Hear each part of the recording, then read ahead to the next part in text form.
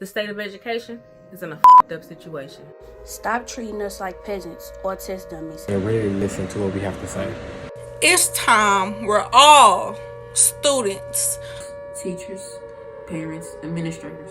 Where all voices are heard. Last year during the BET Awards, Tyler Perry told us that we needed to create our own table. And since nobody has thought to bring the teachers into this conversation, I'm glad that I have a table at 30-something and Verging ready and waiting for administrators, students, teachers, and parents to hold an open, honest conversation about how we feel about going back to school amid a pandemic for the 2021 school year. No, we all don't have the answers, but we all deserve to be heard. We all deserve to have our voices and our opinions heard and somehow put into the solution. So, join me tonight with my colleagues and friends as we go into the umpteenth Zoom meeting that we've attended this year to discuss this on 30-something and Verging. Keep watching and listen to our voices. We deserve to be heard.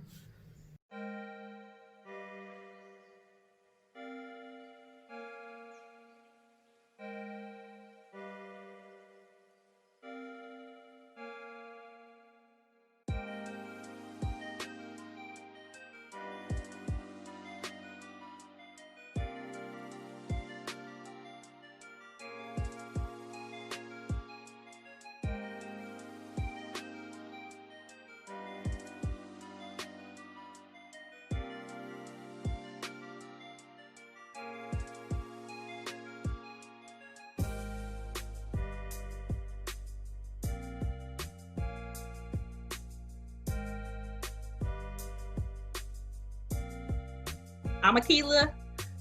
I'm 30-something and Verging host, English teacher, auntie, everything.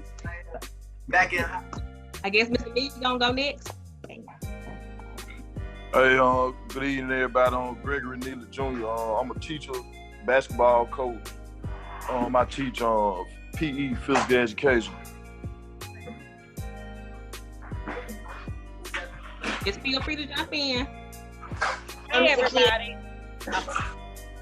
Of course, that would happen. Hi, everybody. I'm Adrienne Hudson. I am a former English teacher, founder and executive director of a nonprofit that is committed to improving education in high poverty areas, specifically the Mississippi Delta region of the state of Mississippi.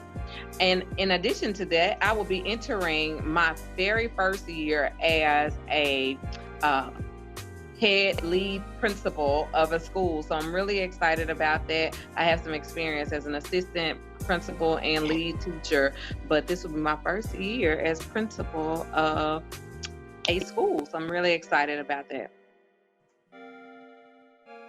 Hey everybody, I'm Zakia Farr. I'm a English teacher and team lead in Houston. Paper, rock, scissors, Pinto. Paper, rock, scissors, Pinto. Guess I'll go next. Okay. Chris Pinto, friend of the one and only Miss Miles, high school math teacher, and also a curriculum writer for the KIPP Foundation.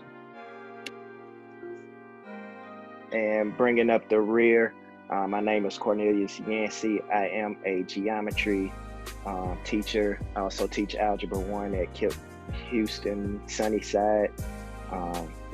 Glad to be here. Well, thank y'all so much for joining. Everybody on here is somebody that I really, really respect and appreciate. Y'all have affected me in so many ways. Just as like a big shout out to Miss Hudson, my favorite assistant principal ever. She always looks out for me. So thank you all for joining. I just want to start off first by just thinking, like, us all, I guess, sharing, like, what are our thoughts about opening back up in August? I was looking at, like, emails from, so I work at KIPP as well, and looking at emails from the CEO. Stella's the CEO now, right? She's not the superintendent anymore. So looking at an email from her, and it pretty much said that, from the looks of it, I haven't seen anything recently, but from the looks of it, that we would start like with a hybrid school where we would have like a weekend then we have a week where it's virtual, X, Y, and Z, and it continues that way.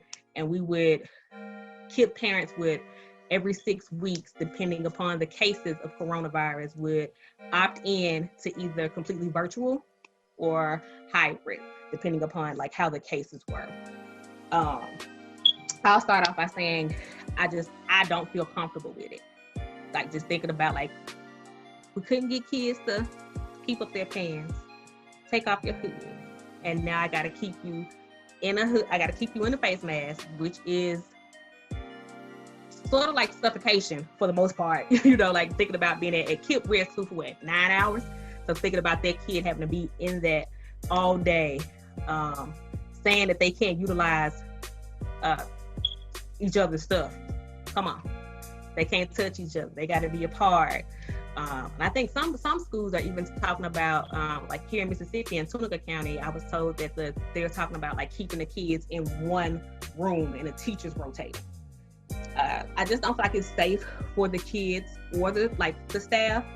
I feel like it's gonna be. I've been sharing a couple of posts, and I shared this one post where the young said that, you know, what are you gonna do once that PE teacher catches it, and then half of the school is on quarantine?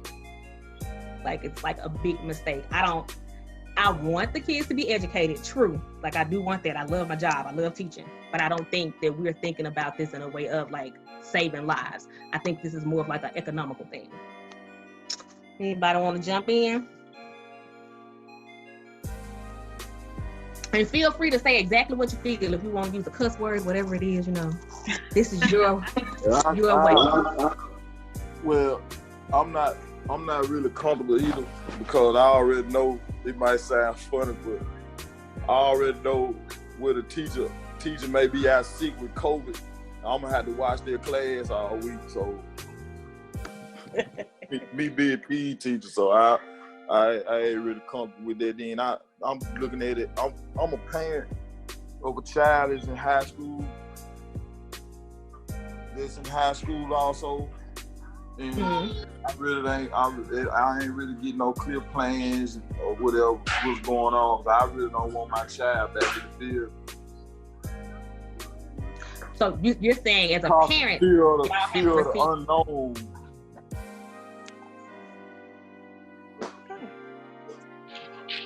I agree with Greg. I think a lot of what, you know, parents and educators are, what we're facing is the unknown. Like that's the big issue, is that it's scary. It is scary. I mean, I won't even get into my personal side and just some issues that, you know, of things that I've seen personally just surrounding the crisis and COVID. But from what I'm hearing from my teachers, from other parents, and especially parents of little people, right? Like I have a 4-year-old who will be going to school, and to even imagine a 4-year-old in a mask most of the day and not touching items that other people had. We've taught them all their lives to share. So like, how are we supposed to now go back and undo all of that in the name of let's get back to work? Because that's basically what it's about. Everybody needs to get back to work so that the economy can work. But on the other hand of that, so I see it, I see it, I feel it, I have the same anxiety. But on the other hand of that, I do think it's going to be very difficult to provide a high quality education for little people, especially, without ever seeing them, right? Like if you were doing it totally virtual and you're trying to teach a first grader how to write letters, or, you know, a kindergartner how to read, like a lot of those things are going to be a lot more difficult in a virtual setting.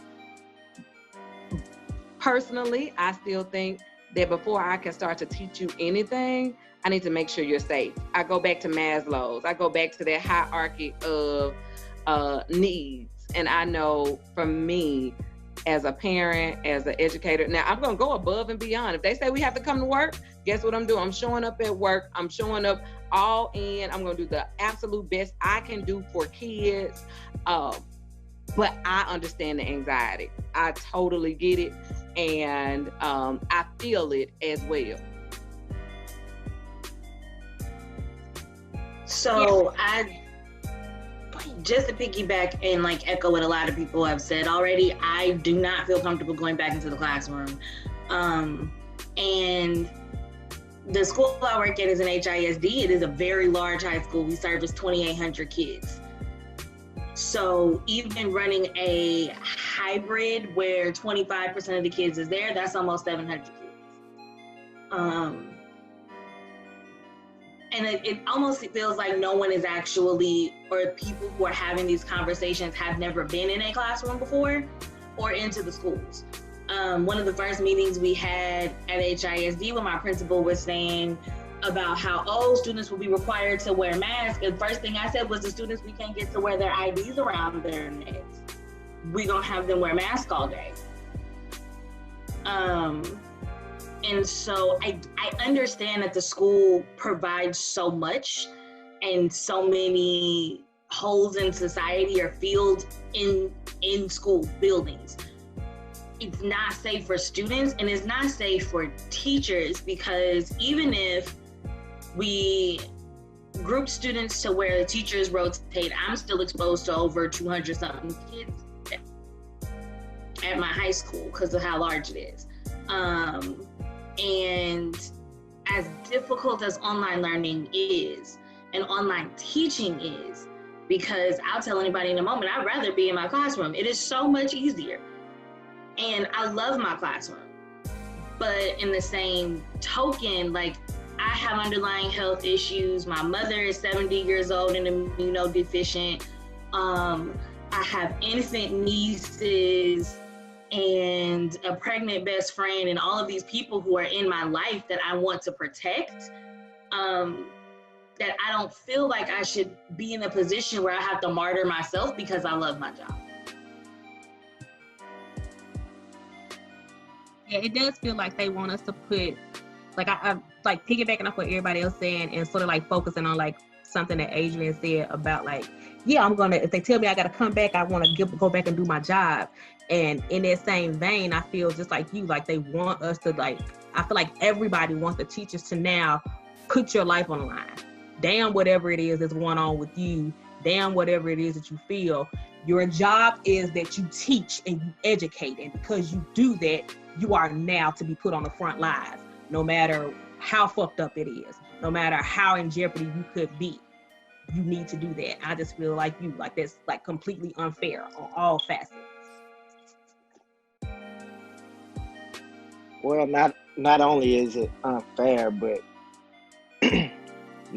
not only is it unfair to us, but let's think about it on a holistic level. I mean, all it takes is one person to spread it to 1 million people, and once that gets into the atmosphere, or once it gets into a population, it's just a trickle down effect. That you infect one, which come in contact with 10 others that might get 5 more. So what at this point is, what are we doing to control it? Is this what we should be doing to control it? I mean,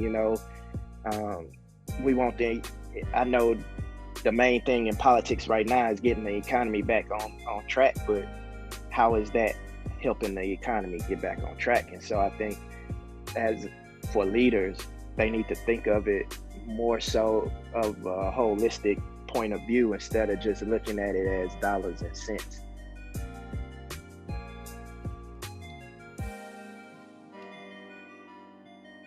Is that everyone? Okay, I guess I'll go next. Yeah, I think we're all on the same page as far as like politics and economy go. And I was even reading that they're thinking about doing a back to work bonus to incentivize teachers. So it's like $400 to $700 a week to go back. So on top of your already paycheck. So it really has come down to a matter of like, a few months ago we went from, teachers deserve so much more and teachers are like the core and blah, like this appreciation to now like, they're the front line. They got to get back in the classroom, to the point where the current admin is even suggesting budget reform for schools that refuse to open back up in the fall. So it really is this big like monopoly of, they really run education as a business, right? Betsy DuBois has never served a day in the classroom. So how on earth is she making all of these decisions and influencing the decisions for educators? And I mean, as a math teacher, any content really, students are gonna miss out. And yes, I get it. Like, we want normalcy, we want everything to be back to normal, we want to act like it didn't happen, but the truth is it's still happening. And I remember back in March, we thought, oh, you have 2 weeks, we'll be back April 1st. And then April came around and it said, oh, we're not going back till next year. And now it's the summer and they just don't want to, there's no clear solution. There's no right or wrong. And if we open up, people are going to be mad and scared. And if we don't open up, people are going to be mad and scared. So it's really this catch-22 of, is there actually an optimal solution? Is there a solution that even, I really don't think there is, because like Akila, I'm diabetic as well, so I'm immunocompromised. So that means one kid gets sick or I get sick, we're all exposed. So then what happens? And then the issue too of like, most educators only get 10 days off a year. And if I get the coronavirus because the system enables persons to be back in the classroom, I'm not using my sick days. You better give me corona leave, and I still expect disability and some kind of payment. Like, you put me there, I'm forced to keep my job. Why do I have to? I mean, the math doesn't even make sense too, right? Because it's 2 weeks and 10 days, it's not 2 weeks. So someone tell me where those other 4 days are gonna come from. So I think we're all on the same page in terms of, yes, we want normalcy, but also not at the expense of the lives of like our students, our educators, our children. Corona leave, huh? Go ahead. Yes, I'm sorry. Nah, I was just laughing at Corona leave. I think we should put that in all schools, Corona leave. I think another issue for me is that a lot of these decisions are being made and they're looking at schools that don't look like the ones that we teach at, or the majority of schools in the United States. Like, we're looking at really affluent areas where everybody has everything and so forth. And that's just not the face of education for the majority. Like, I work at a Title I school where anywhere between, our last numbers was 30 and 60% of our school are either undocumented or come from undocumented families. We're 100% fed. We have students who are essential workers, whose parents are essential workers, who, okay, you're wearing a mask at here, but you might not be wearing a mask at home. We don't know like what comes from where. And I get it. In the same token, virtual learning is something that is optimal in affluent areas where everybody has access to technology and everybody has access to things. And there is no right solution, but looking at a pandemic that literally disproportionately affects the population that I am in and that I service, and asking not just me to go back, but asking for, and I just keep thinking of my high school, we service 2,800 kids. That's insane. And they're gross. Kids are fucking gross. Like, they don't, when the news of Corona and stuff first came out and they were talking about starting winter or spring break early, I'm walking through the hallways of my school telling kids to stop sucking face, stop kissing each other. It's all over the news. Like, we're gonna talk about the fact that you want kids to stay distant and they haven't seen each other in 4 or 5 months. And like, we see these like viral videos of the 2 little girls who haven't seen each other and they like run and hug and, oh, that's so cute, until there's 2,800 of them. And you are like, what the? I can't even wrap my mind around. Anthony, can you speak to student wanting to be back in the class? Like, why it's so urgent for you to get back in the class, why you feel safe with that, like going back into the class. Can you speak to that? I'm sorry for whoever I cut off. I apologize. Please don't keep. Oh, you're fine. No. So speaking from the student perspective, as a senior, my class really wants to get back in the classroom just because it is our senior year. Me personally, I understand about the COVID-19 and all of the repercussions from it, but at the same time, I done worked hard these long 12 years, and the least I could do is just sit in one classroom all day. Now, speaking of what Ms. Farr just said about the kids running to see each other because they haven't seen each other in so long. Me personally, what I've thought about that is I'm going to do that with the friends that houses I have been to throughout this quarantine. But the people that I haven't been to, I don't know where they've been. I don't know who they've been around, who they've been exposed to. Y'all stay on that side of the fence. But the people that I know where you've been, I've been around you, whatever you had, I got it already. I'm going to still run up and hug them because I know what they've been through. But at the same time, just as a senior, I have to go back. And if it's not an option for us to go back, then at the same time, it's like, why do I need to do this online? Because in the last year of switching to online, I look at my grades and they came through.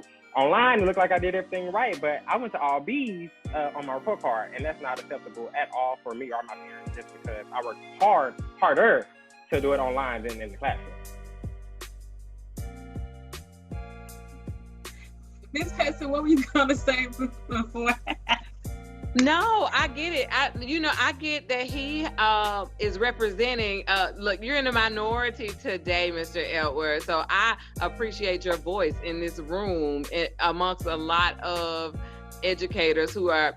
I just want you to live to see graduation. Like, that's kind of the thing that's on my mind. Is like, and I know I'm looking at the numbers and people are saying, well, it's only a small percentage and it's only, but 0.5% of 200, what 2,800? I mean, I wouldn't want that on my conscience. I'm just being honest. But that was not the point I was going to make.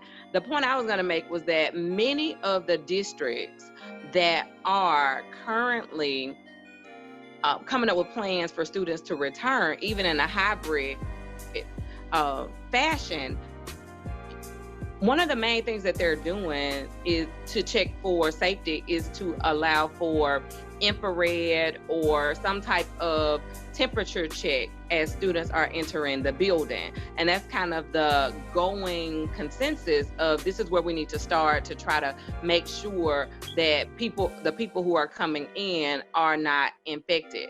And I think just from a personal standpoint, I'm seeing that with so many of our friends from the Mississippi State Legislature currently being faced with Corona as a issue in their homes because they went to the Capitol to serve and to give of themselves to this community and to our state.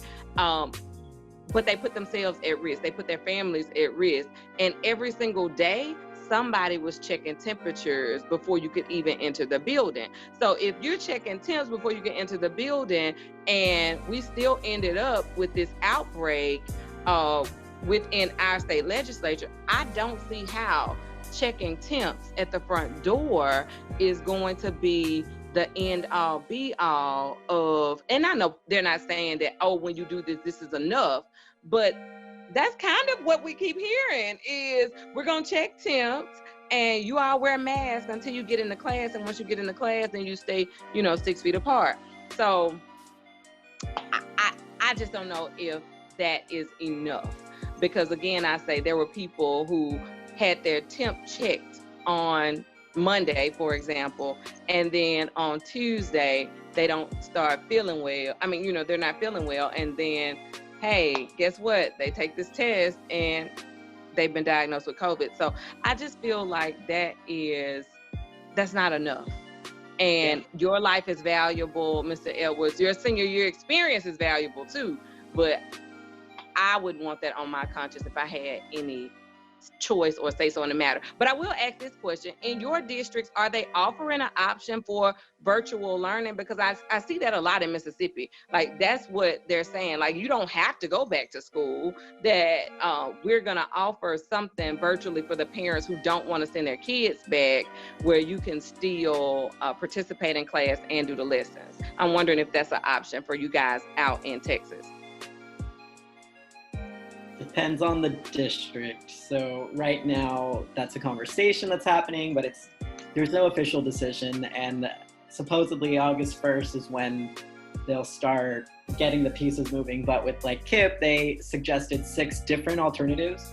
But like, regardless of what they decide to do, I think the biggest issue is that teachers are going to be doing the work of 2 or 3 teachers normally. Because whether you're in person, like if we're in person, I'm going to be there. If we're online, I gotta be there. If I have half my kids online and the other half in person, I'm teaching the same thing twice. And if I have multiple preps, I'm doing 4 teachers in one here. And I know, like, same thing that happened this past semester of like, oh, you need to use this platform, and this platform. And none of us know how to do it, but you need to be able to do it by next week. That was like the big, that was the big thing.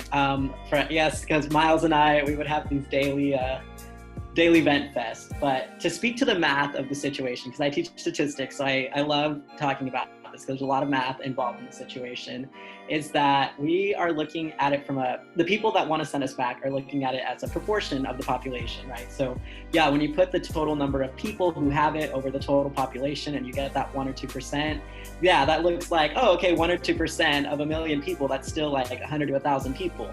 But they're like, whatever, lives are expendable. And so really it's a conditional probability, because the math that we're working with, these are only people who have died based on testing positive. So this isn't including false positives, this isn't including asymptomatic residents, this isn't including people that had false negatives. And so really the situation is significantly worse than what we're making it out to be. But because everything is now treated as this urgent, like, get back to the economy and normalize everything, and we need to get back out there, it's not a big deal. That's just what's concerning to me. It's that the cost of like lives, it's not the economy at this point, like it's really lives are the economic standpoint now. Like, we're totally comfortable. Like, why would you sacrifice no risk for minimal risk? That just doesn't seem feasible. Like, yes, everyone stays home, you have virtually no chance of passing it. I mean, there's still some association with essential workers and whatnot, but by putting us into that classroom, by the system saying we have to go back, they are putting lives on the line here. I want to say, as a teacher of seniors, Mr. Edwards, I'll tell you the same thing that I told my seniors this year. I could not imagine not having prom, not having graduation, not having grad night, not being like, I can't imagine it, right? And college is so much more fun. And I want you to like live to see college.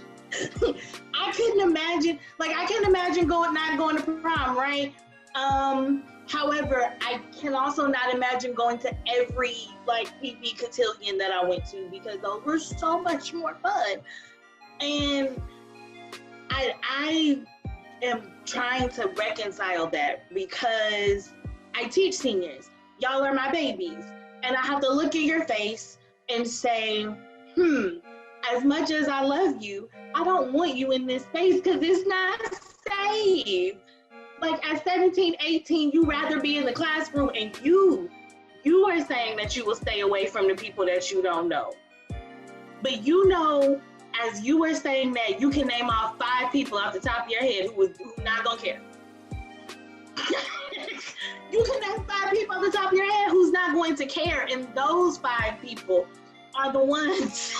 Those 5 people are the ones that we have to like look out for, right? And on a different note, the one thing I keep screaming in my head every time administration tells me about they are going to check, there's 2 things really. They're going to check temperatures at the door. We have 1 school nurse, 2,800 kids who's checking temperatures. 2, asymptomatic means no symptoms, including a fever. So if you are an asymptomatic carrier, you aren't going to ever show a fever. That does not mean you cannot pass COVID on to someone else. And then just to like echo Mr. Pinto is, I am a teacher who is triple prepped, if you can believe it. I teach a triple prep already. That means that when we go into regular classroom, face to face, I am doing the work of 3 teachers because I teach 10th grade pre-IB, I teach 11th grade IB, I teach 12th grade IB, and those are 3 different curriculums, 3 different lesson plans, 3 different groups of kids. Who's going to do the hybrid? Because they're like, oh, well, the live stream classes. Well, who's monitoring kids online? Because I can't both monitor the kids in class and online. I can't be 2 places at once. You already expect me to be 2 and 3 places at once. And you're not going to pay teachers more. You're talking about paying teachers less. In HISD, they're talking about paying teachers less. And saying things like, oh, no, it's fine. We've also been told that we have to be prepared to, if we are in person one day and there's an outbreak in the school or the city, we have to be prepared and have it planned to the next day be able to go full virtual. If that is, and these are things like our superintendent has said, if that is the fallback, if you are telling me to be prepared to, at any given moment, pack up and be able to go full virtual, girl, then why are we going back face to face? Sorry. And then echoing from you, for my specific campus, we have 3 schools under 1 nurse. And that nurse herself has a baby girl, so she's really not going to be there every day. At that campus, I know it's 1 nurse in 3 schools. And the nurse is better there now, so what you think she's going to be there every morning on time? Then on top of that, just looking at it for class of 2021 and from me helping teachers in the past, we can't get kids to stay 6 feet during a test. So how are we going to get kids to stay 6 feet in a hallway that's 5 feet? So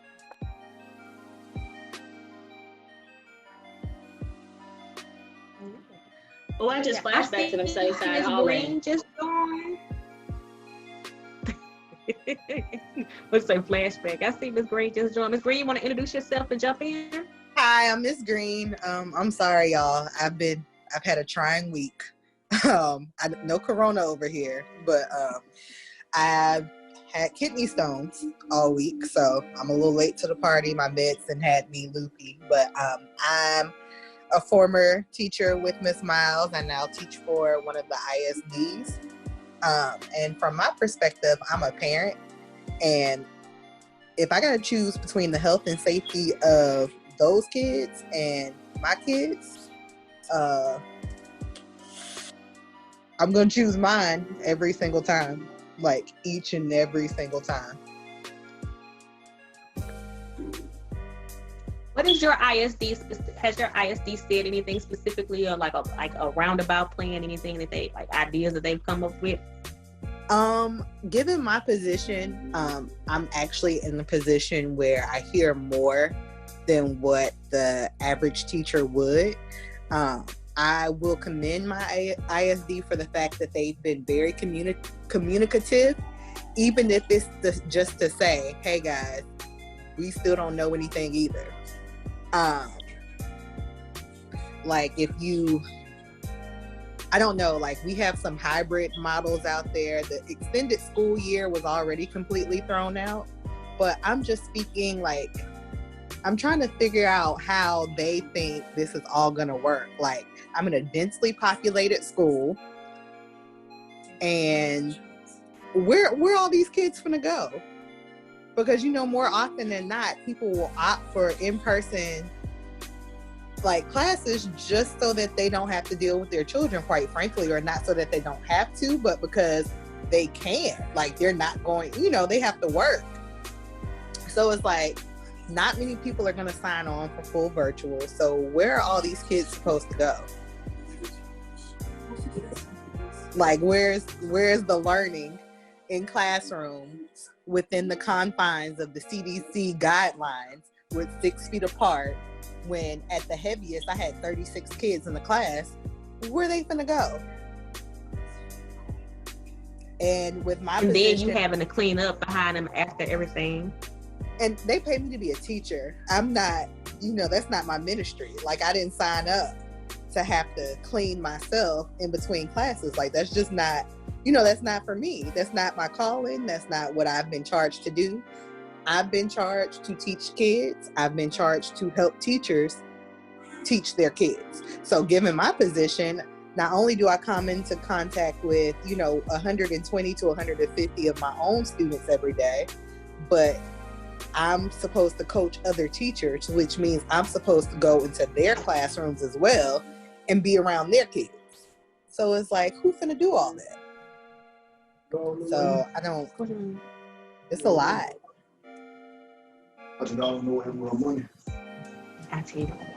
Miss Green, that was one of the first questions I asked my principal when they said that the desks were going to be 6 feet apart. I told him and reminded him in my 5th period class, I have 32 desks and 36 kids. Like, where they finna go?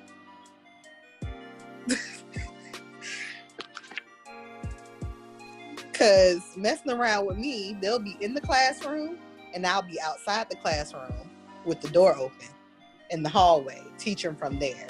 Because give me all of my 6 feet.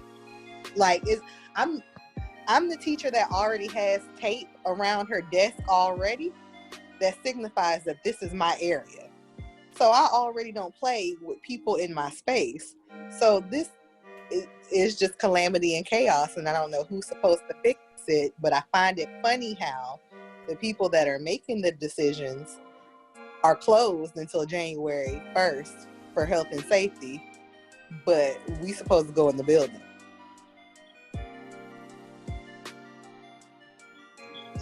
Another thing I didn't realize until I had a conversation with one of my friends who isn't an educator. She works in corporate, and her thing is that she would have to take FMLA if her kids were to stay home, but she wouldn't qualify for FMLA because the schools are available. And so now she's in a situation where she would have to be faced when choosing, am I going to send my kids to school or send my kids virtual, like have my kids virtual? Her thought process automatically goes to, so I have to pick between having a job or keeping my kids safe. And she has said that, like, fortunately she's in a position where her and her husband could swing one income, but if she's in that position, I'm just thinking about all the other families who will have to come down and be like, well, if you open the school back up, that means that I can no longer take my FMLA leave while my kids are at home. Right. And see, fortunately for me, my kids, my oldest goes to private school anyway. I'm sending my younger one there too whenever the schools open back up. I feel like in that setting, it's a small school, maybe 150 to 200 kids total. They can manage 6 feet of distance. His school is so small that all the elementary grade levels are in one room, and there's only like 20 of them. They could easily be split between 2 rooms and have that distance. So, like, if it came down to it, I'm not worried about where my kids will go. But what I am worried about is being amongst other students. Like, that's the concern. And bringing them something back home, because the ISDs can't manage the number of kids that a small facility like my son's school can.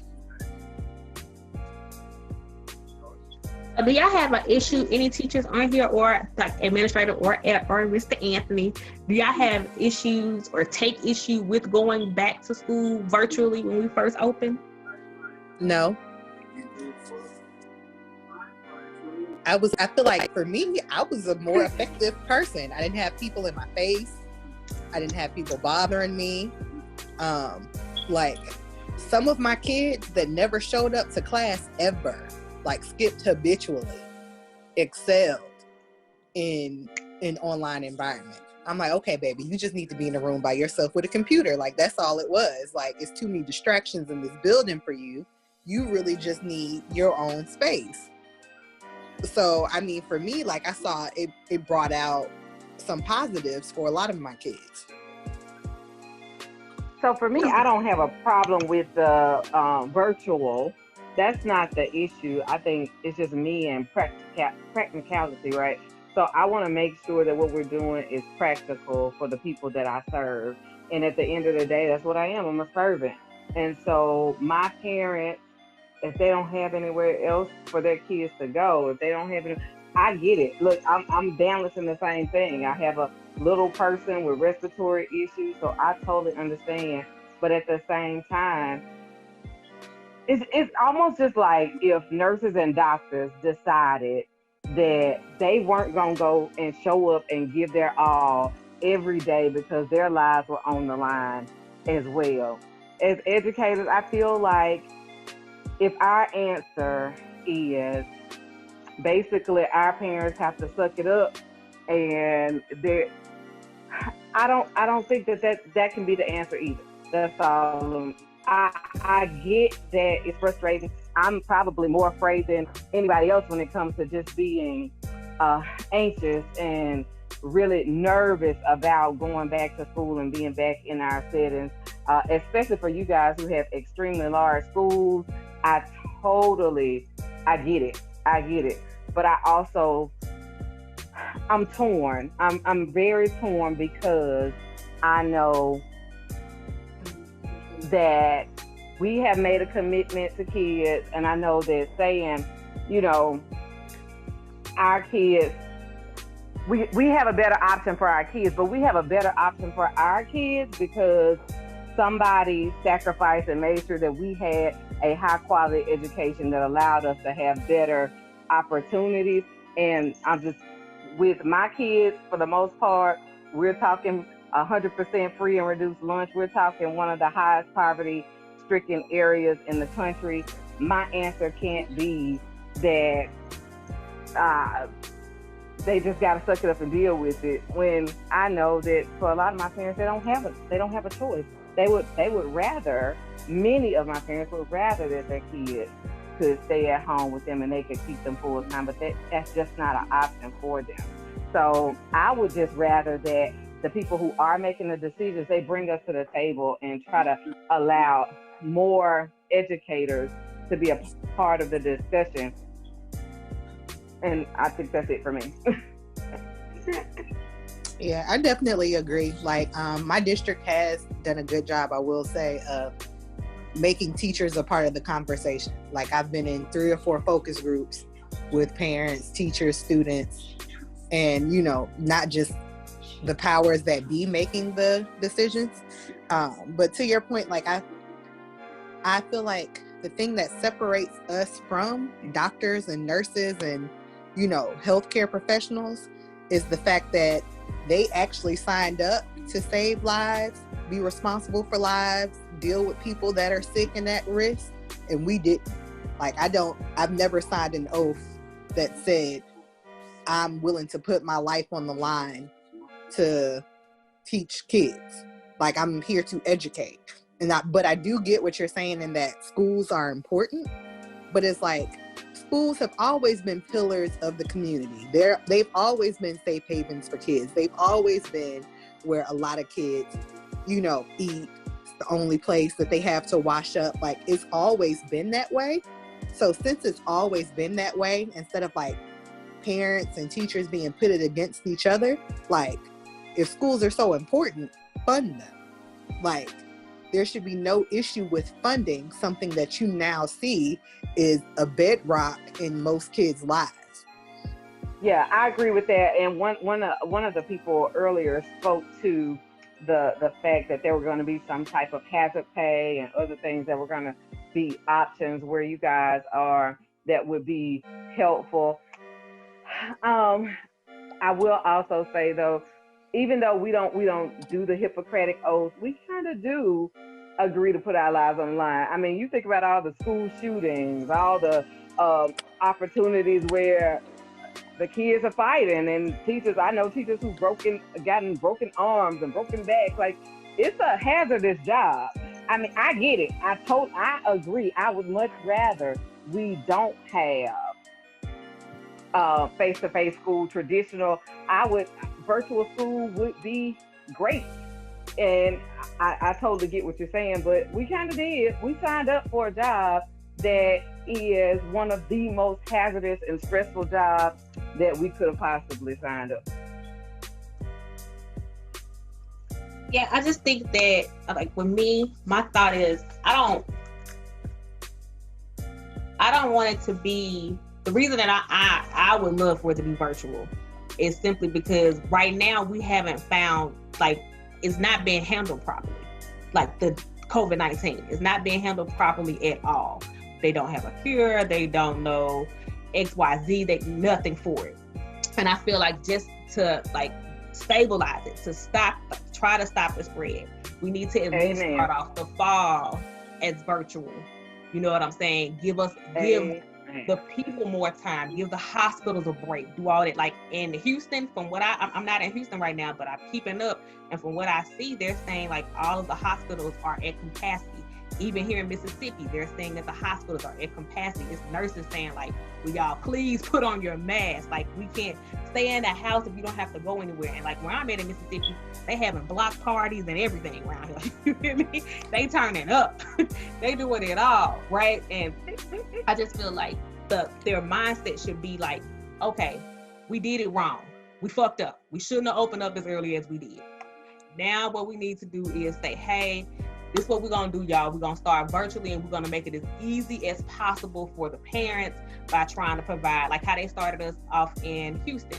We're going to try to provide hotspots. We're going to give you internet for a couple of months free, X, Y, and Z to these communities that are stifled by like poverty and doing different things like that. Like, we're going to do this for you until December. Then when December, like when January comes, you know, hopefully we'll have something, or we'll reevaluate in December and tell you what we're going to do next in January. I just don't feel like it's like I agree with everything that everybody has said. Like, we are servants. That's what we do. I've broken up several fights and done many a thing. I'm a counselor some days. I'm the person that feeds them some days. I'm their ride some days. You know what I'm saying? So like, we sign up for this inadvertently, but I just don't feel like the decisions are being made properly for the teachers or the students. It's like there's pre-kid teacher me, right? That was, you know, breaking up the fights all in, you know, in that way. And then there's post-kid teacher me. Like, I have to think from the perspective and view through the lens of, if something happens to me, that affects the children I have at home. Not that I value the lives any less of the kids that, you know, come before me every day. I get called mama, whatever else, you know, a million times a day. But it's like, for me, like I said, there's pre-kid teacher me and post-kid teacher me. And I have you have a responsibility. Right, you have a responsibility to your family. Absolutely. Mr. Yancey, Mr. Nealon, Pinto, you know, as men, what do you all feel? Like, the nurturers are speaking, but as men, what do you all feel? Before we get ready to wrap up. So for me, I don't know, just to put it as honest as possible, this whole thing is a clusterfuck. Like, it's just jacked up 100%. And like, I see everybody's points. For me, I kind of really want to get back to school, but just because you know, I'm a busybody. I like to be up and moving, but at the same time, I agree with everybody else. I have 2 kids of my own who I'm raising by myself, and one is 8 and one is 5, and I'm scared to even send them to school. But at the same time, I understand and I know the importance of them going to school. So I'm kind of like, it's just a whole big clusterfuck. I just wish that there was some kind of plan of leadership that could help us, or that would, you know, think on our level or come to us and say, okay, what do you need? What can we do to support you guys and help you guys get to that point, to whereas, you know, we could keep the education going? Because make no mistake about it, like, if we don't come back until January. You know, even if we are having virtual school, you know, the kids are still going to be behind because the curriculum has to be taught a little bit slower because of, you know, the virtual learning. There'll be kids that, you know, that have a harder time understanding or studying on their own outside of, you know, teaching or whatever. So it's kind of crazy. I really am just at a loss for words to even think of that we're at this point in life right now. You know, this is 2020 and we sitting up here, you know, we done got set back like 20, 30 years just by this little virus. So I just wish that there was some more leadership that work more hand in hand so we can work together to kind of, you know, come up with solutions, to just let us just go out here and just figure it out as we go, you know. So that's my take on it. I don't really have much to say about it either. You know, I see how everybody feels, and I agree with most of what you all are saying, but it's just how I am. If I gotta go back, I'm gonna go, because I gotta go to work. If we don't go then good, but I'm not really either excited. I'm not really, you know, like I said, it don't really make me any different. I don't want to go back, but if I have to, I gotta go, and I gotta do it. Got a job to do. Gotta educate the kids. And I understand what Ms. Green was saying, because I think she's speaking from a person that does not feel appreciated as an educator. Because, you know, you go above and beyond at the school. Break your neck, break up fight, get a kid money, pay for tuxes if they need tuxes, and you still not appreciate. They don't appreciate us enough to bring us to the table and ask us how we feel about these things. So that's just how I feel about it. And man, I don't know. It's a very strange time. I know I don't want to go to school to catch nothing and bring nothing back to my house. That's what I'm mostly worried about. So what I'm like Ms. Green, I'm gonna do what's best for my house first, and then I'll go from there. Anthony? Yeah, I'm in an awkward bubble because I'm single. I don't have anyone that I'm coming home to. Like, if I get sick, I'm on my own. Like, you on your own, boo. But why risk it? Like, why? That's just my thing. It's like, yes, I would love normalcy. I would love quality leadership. I would love for our kids to not be set back behind, because really this is 2 years of damage, because we're missing out on the half a semester we already did. So you're technically starting teaching in last year, reparational teaching. So then you're missing out on this year and then going into the following year. So it's really 2 years worth of damage. The thing is, there's going to be the internet, there's going to be YouTube, there will always be means to reteach material that needs to be taught. I can't bring your kid back to life if they get sick going to a school because the government says it's okay. I can teach your kids math, I can show your kids how to Google. I can teach kids how to advocate for themselves. I cannot bring back anyone from the dead. So why chance it, and why say, yes, I'm a servant, I'm a teacher, we're taking all these precautions.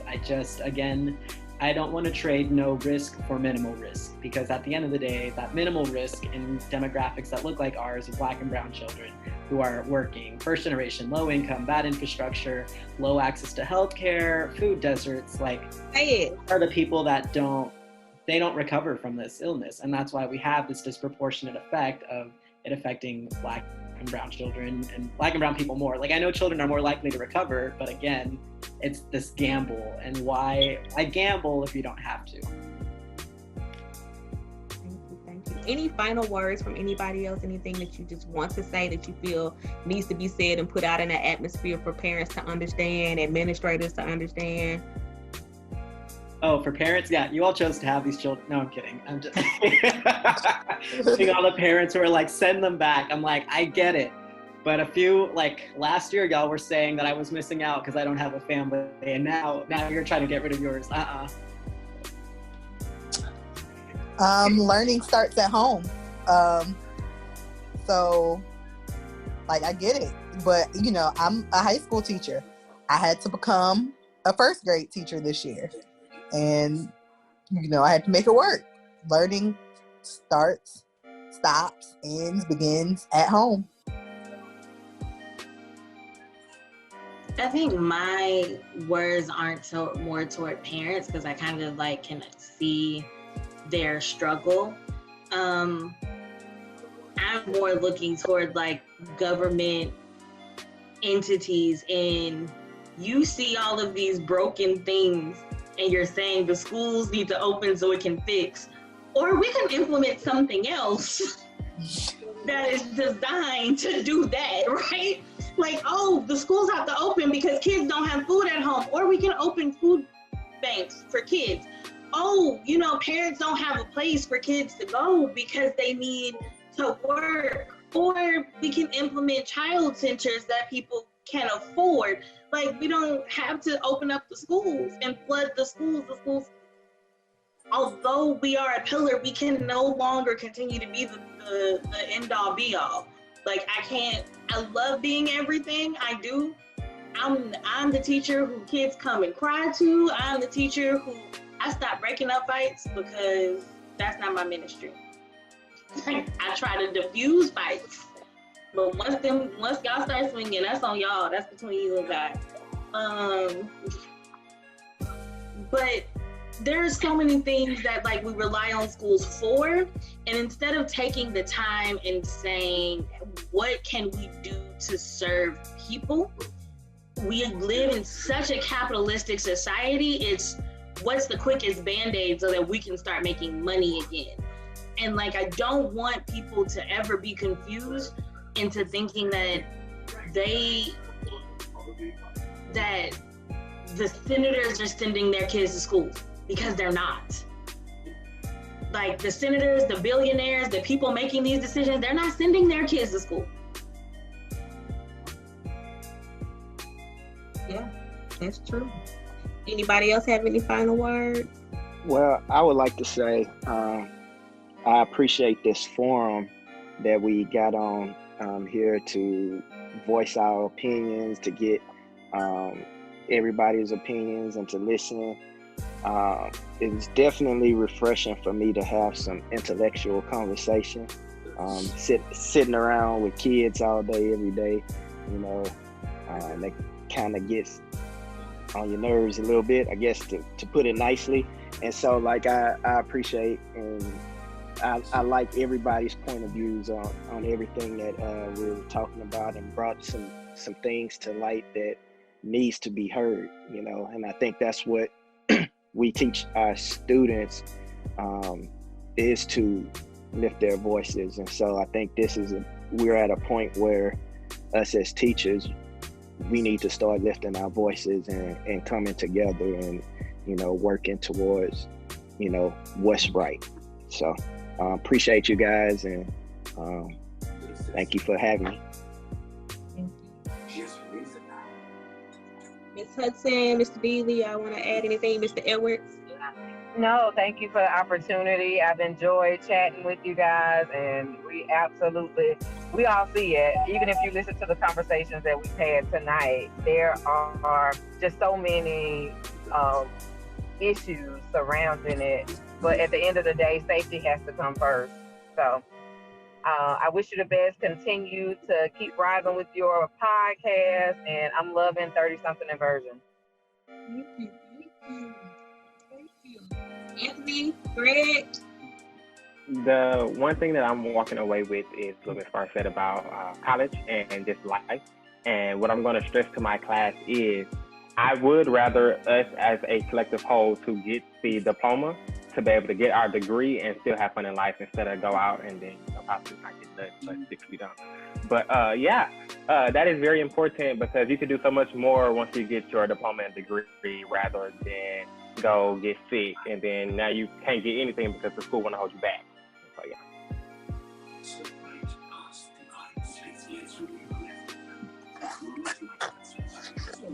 I am so appreciative for all of you all joining. Thank y'all so much. You all were wonderful to work with, and this conversation was so awesome. My prayer is that it goes viral. Anthony's going to be working on it tonight for us to get it all set up so that we can drop this one actually tonight on 30-something Verging, the YouTube page, the Facebook page, and all of that. So again, thank you all so much for your wealth of knowledge and sharing like your ideas, your concepts, and just like Mr. Yancey said, it was just like really great to hold a conversation about this, because I'm not gonna lie, I saw so many parents talking yesterday, and I was like, wow, like I done lost respect for so many people that I either went to college with or that were like high school friends of mine, because I'm like, you a fucking idiot at this point. Excuse, like I'm a cusser, so excuse that, but I was just like wow, like that's really what you think? Like this really how you feel at this particular point? But again, like thank you all so much for taking out an hour of your time to sit and chat with us. We're so appreciative at 30-something Verging, and I hope that I can get you all back on again. Thank you all so very much. Vergers, please listen to this conversation. All these educators and administrators gave you all some great information. Please think about your kids. Think about this logically. Think about what is going to be successful for your family. Don't just do this because you're tired of them babies. Go on ahead. They giving them stamps out. Go on, get them stamps. Keep them the babies at home. Get them a little game. There's so many free apps out here to help you teach these little babies and work with them. You go on YouTube, find something. Think about how you can plan out your day for your kids and, like make it successful for your kids. Don't send your babies out there if you don't have to. Don't think that the teachers don't want to go back to work. We do, but we're parents. We stay at home. We're parents. We help parents. We're just as afraid as you are. We want the world to go back to normal too, but right now this is our new normal, and we need to find a good way to adjust to it. So again, you all, thank you all so much for being with us. Please make sure when it drops that y'all share. I love y'all, and everybody have a good night. See y'all next Friday. Bye.